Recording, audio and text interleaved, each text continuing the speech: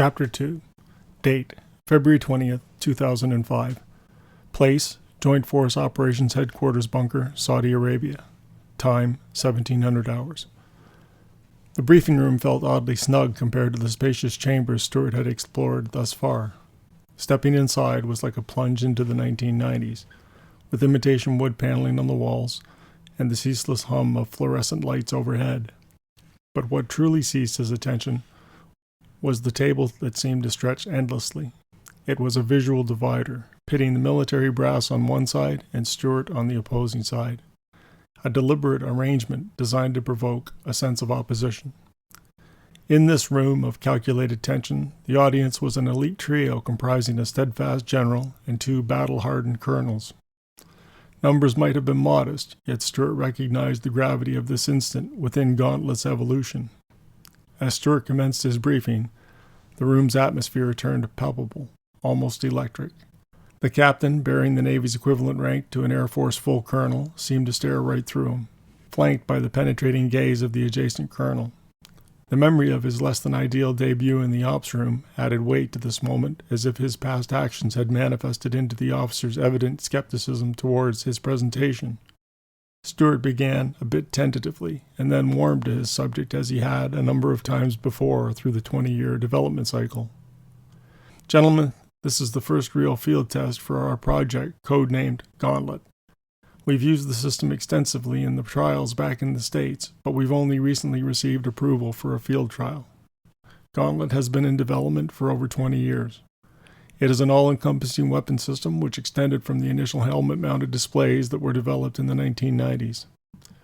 Richards had to interject. So, Dr. Stewart, we're going to have some fighter pilots wired up with a newfangled helmet-mounted display tonight? I know that you're relatively new to our theater, but we've had versions of that for the last 20 years. Not exactly, Stewart frowned. It was evident that neither the colonel nor the captain held much hope for what Stewart was bringing to the game. They should wait. Without getting into details of how it does it, just be aware that the operator of Gauntlet will have at his disposal the information from any system in your theater and beyond. Stewart paused to let that sink in. All three senior officers stared at him, slightly dumbfounded while trying to digest what this boffin had just said. Let me say that again, gents. Gauntlet has, at its disposal, the input from any, and I mean any, asset in your theater of operations. It can pull information from satellites, ships, aircraft, armor, infantry, police, fire. Pretty much if you can think of a system that generates information, Gauntlet has access to it and shares it in real time with the operator. It also has algorithms that allow the operator to query the system for possible future situations. Not only does it do this, but it does it at the speed of thought, as that's how the operator is wired into Gauntlet. The general spoke first. You mean he'll have the JTIDS, Joint Tactical Information Distribution System, feed? Yes, but more than that, Stewart continued, slightly frustrated at his contemporary's inability to grasp this new concept. The operator of Gauntlet will have access to any and all sources of observation in the theater, and will also be able to employ any and all weapon systems that are in the theater. That includes space-deployed assets, of which I'm not at liberty to discuss further. The Navy captain couldn't wait any longer. So you're telling me that if we've got destroyers in the Gulf, or carriers, your operator can not only see what they see on their weapon system, but they can also deploy weapons from that system? Yes, precisely. By the way, you forgot submarines. They're included along with their cruise missile systems. You see, sir, we started off with a helmet displaying HUD, or heads-up display for information for fighter pilots back in the late 80s and early 90s. Quickly thereafter, we managed to control jets using the helmets, and then we started branching out through the early 2000s until we could control formations, weapon systems, and eventually allow an operator of Gauntlet to control an entire theater. Hence the name. Now they didn't need to wait. Stewart could see by their faces both that the penny had dropped, but that they were skeptical.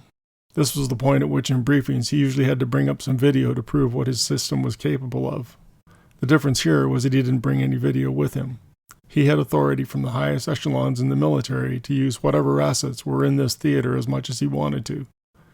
The general knew this, but Stewart wasn't sure that the captain and the colonel did. Stewart's momentum grew stronger, his enthusiasm matching the ascending temperature. Imagine this. We've pitted our creation against red flag missions. The red flag missions we've challenged place fighter pilots into the throes of real combat, where danger feels as real as the clouds they cut through. Each scenario is rich with history and tension. Adversary planes adopt Soviet-era tactics, channeling the essence of a bygone era when the Iron Curtain cast a shadow over the skies.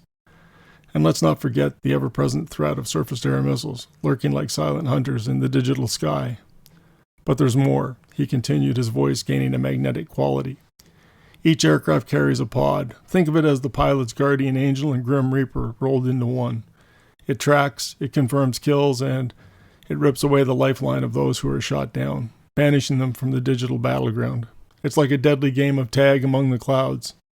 But don't be fooled by the controlled environment. Even in this choreographed dance of technology, tragedy strikes. Some pilots meet their end, both virtually and devastatingly real, as the ground and the gravity conspire to remind us of their unforgiving presence.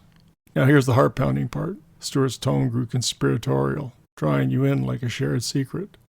We've taken it up a notch. We've thrown over 120 assets into the Gauntlet, a crucible of challenges. And guess what?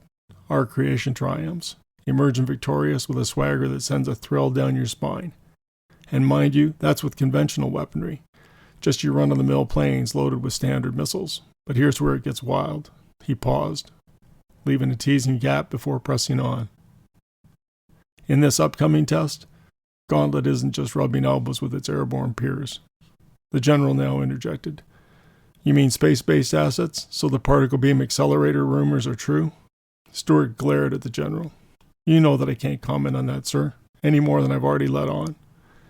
It had taken years to get Gauntlet to be able to do what it could. Now was not the time to get into security trouble by commenting on another system that was to be tied in. The realization of what Stewart had conveyed was finally setting in. Stewart could tell by the faces across the table that they were both impressed and skeptical at the same time. Navy again piped up. How are you planning on testing your system? Stewart replied. Well, sir, we're counting on the Iranians to take another run at something here in Saudi. Ideally, they'll send multiple formations at us at once to give the system a real test, but you and I both know that's unlikely. More probable is they'll send 1 or 2 aircraft at a predetermined target here in Saudi, and we'll unleash Gauntlet on whatever they decide to send our way. What we need from you is simply backup and standby. It seemed to Paul Stewart that it was only yesterday that he'd been back in the United States Air Force in the development of new helmet-mounted sights and the heads-up display replacement systems, and yet here he was now in a real theater of war with his system.